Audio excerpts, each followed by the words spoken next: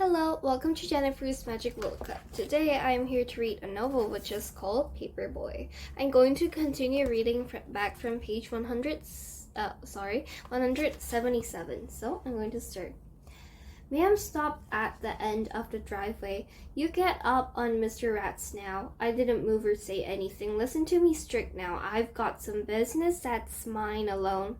You mind me now and get up on to Mr. Rat's house. I turned away from Ma'am and started walking up Melrose, slow as I could walk. She went the other way in her fast walk. I knew she would make a line straight for Arity's shed. When I came down to the corner to turn onto Rat Street, I looked back and saw Ma'am was almost to Arity's alley. A new plan came to me. I watched Ma'am head into the alley, and then I took off running back down Melrose. I ran so fast I couldn't hear my tennis shoes hitting the sidewalk. I turned up Herbert just before I got to Arity's alley and kept running up the street past Mrs. Worthington's house. 3 houses from the end of the street, I cut into the driveway and ran beside a wooden fence that came out near Arity's shed. Before I reached the edge, I heard Ma'am yelling for Arity. A few more steps and I was in the alley. Ma'am was pounding on Arity's secret shed door. Some of the door's cheap engraved paint floated to the ground like snowflakes in Memphis of July. Ma'am pulled at the shed door, but it was locked tight. I started wondering if I should tell her how I had seen Arity open it by pulling out the 2 nails on the side and sticking something through the small hole. Right then, Ma'am reached up and grabbed the top of the shed door with her hands. She gave the door a yank with all her might. The door came loose from its hinges and crashed to the ground with splinters and gray snowflakes going everywhere. Ma'am stepped into the doorway and drew back the tarp, conversing. Inside of the shed, the yellow light bulb came on and I heard shovels and racks falling and crates being emptied. Then a few seconds of quiet. Ma'am came back out the door of the shed and stood in her white uniform with her hands on her hips. She looked straight at me like she knew I had been there all the time. You disobeyed me. I was ready for whatever Ma'am had to act for me because I was going to tell her that I wasn't leaving her. I was going wherever she was going next, and there wasn't anything she could do about it. She seemed to know what the inside of my head was saying. You have curved your money? I patted my front pockets and felt the coins wetted up bills from the night of collecting. I couldn't spend any of that, but then I remembered Mrs. Worthington's $5 bills in my back pocket. I pulled it out and handed it to Ma'am.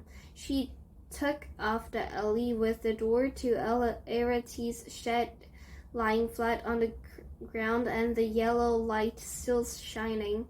My mother always liked to say that Ma'am would walk barefoot across burning coals to turn off a light. We turned on Bellevue and walked the 1 block to Paperboy and past the paper drop where I had folded newspapers all month. I thought about how all the paper boys would be at the drop the next afternoon, handling their papers and cutting up with Rat and asking him about his month at the firm. The paper drop was empty. If I had been by myself, just seeing that spot would have given me the lonelies. But Ma'am and I were headed for some business with Arity, walking faster and faster.